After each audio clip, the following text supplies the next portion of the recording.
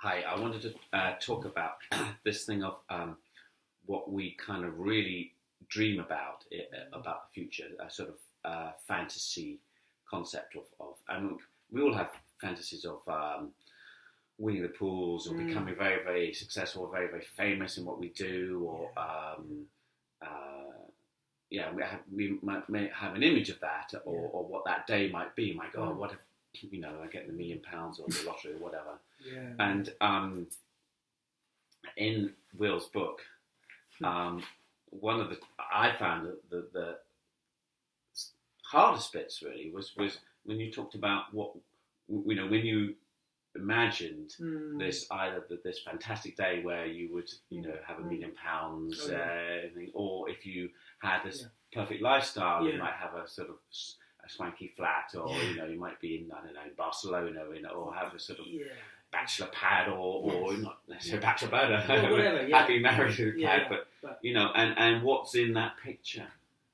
What's in that picture for you? It's always booze. It was always booze. I mean, the idea of coming into money and not having a way of celebrating that through alcohol was unthinkable. And I suppose when I gave up, I think although I was delighted to have sort of moved into the mindset of desiring sobriety, I'll put it, rather than sort of desiring not to drink, but desiring a sober life. I still checked myself at the idea that if I were to win the lottery, or if something great were to have come into some money somehow, God knows how, it would be like being on a desert island with a big trunk of £50 notes. Where would you spend it? How would I spend it? How would I enjoy? What would I do with that money? Because it would always have been, God, I could just sit in a restaurant drinking their champagne all afternoon. I'd never have to worry about work, and it would all be a fantasy around alcohol, really. And so that was, whilst I could really get into my new lifestyle of sobriety and drinking my fizzy water and thinking this is my new drug because it's giving me this amazing ability to function and enjoy life, which was massive. I mean, it was a hugely big thing. I loved it. Yeah. I loved that power that I suddenly had back. The moment I started thinking about the money, I started thinking about champagne again, or first class on British Airways. Yes. The bar you talk about. You go up these sort of steps that had the little lights that go up, and they could have deliberately curled around so that the second, third economy passengers couldn't see at the top of this. Or on a plane, like in a fancy first class on a plane. Oh yeah. That's what I mean. Oh, on a plane, on a plane. Exactly what I mean. So you go up and you could only imagine what was up there. Really, sort of a bar that you just went up to, and you no money would pass hands because it would all be paid for. I think. I'm sure I'll drink more than my fares, but then, oh no, come on, they charge about £10,000 or something. Even I can't drink £10,000 worth of champagne. I'll give it a good go. Yeah. But then that's how my mind starts thinking. Even now, I'm starting thinking about it. Because that's what. That's what money is. Surely that's what it's about.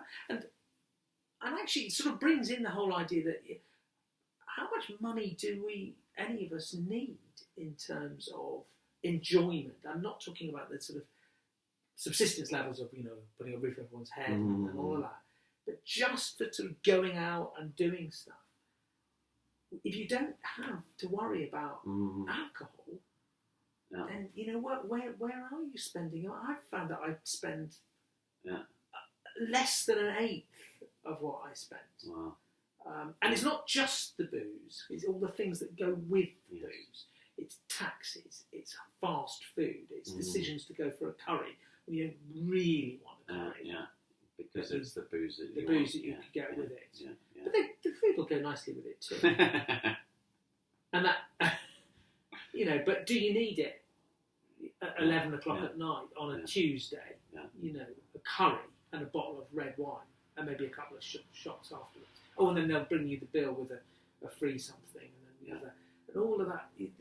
It's just it's madly out of control, and it's very difficult to readjust, to recalibrate, yes, to reassess your life and your needs and your enjoyment and what you want from it when that all changes. I mean, what about you? Well, this is it. I mean, the kind of non-drinker people. Yeah. I mean, in a way, we've got bad press, haven't we? Because we're tight. You know, we don't spend the money. We're not the first to the bar. You know, we're a bit slow to the bar. You know, we go to the pub and we hang back a bit because, you know, we're tightwads. You know, it's like, well, live a bit and relax a bit and spend a bit. Yeah. So, you know, us non-drinkers, we've got that slightly sort of guilty, you know, we're not really, you know, proper member of the group because we're not kind of, you know, we're not relaxing, you know, we're doing. So there is that sort of slightly guilty thing. And wanting, you know, oh my God, I don't want to get a hangover, you know, because I want to stay clean and you know, healthy and the money and so there's that sort of, there is that also the guilt, isn't there, of the kind of the non-drinker who doesn't quite get involved with the thing. And as you say, it's also the fantasy thing, you know, if you but if you want £1 million, if you want £1 million, my God, you know, what do you mean big bottle of champagne? You know, obviously you think, oh, like, we'll have a big bottle of champagne on that day. Yeah. And that will happen. Because that's okay. But I think the non-drinker, you know, holds his money and holds his health and holds, you know, and is quite tightly controlled in that sense. And there's, you know, and there is a bit of kind of, you know, Mr. Straight, Mr. Ordinary, Mr. Normal. You know, can't you relax a bit? And then, particularly in a band, you think, okay, well, you know, maybe if we had drunk a bit more, you know, maybe, or maybe if I'd had a few drinks, you know, on that day with the terrible audition, maybe I would have been more relaxed, you know. So there's that sense of kind of, are we missing out? It's a different mindset, though, isn't it? But I mean, you must also enjoy occasions when there is drink around. Sure. I mean, so for example, now I don't drink, I don't want to drink, I have no desire for it. I adore my sobriety. But there's no question that when I go to an event and people are drinking, and there's champagne flowing, I actually quite like it. No. It's not difficult. I don't think, oh God, I wish I could have one of those. It's everybody relaxes, and that means I can relax too because other people are. It's interesting. So you're enjoying. So as an ex-drinker, well, people would say I'm drinking vicariously. But I don't think it is that. I don't think it is that. Maybe it is. I don't know because I don't want the drink. I'm not imagining myself to be. Yeah, it's interesting. But I am really enjoying the sense of it. And if it was then dry, if I turned out that somebody said, "Oh, do you know what? Will, you know, we're going to be really, we've told everybody not to drink because you're." I'd be horrified.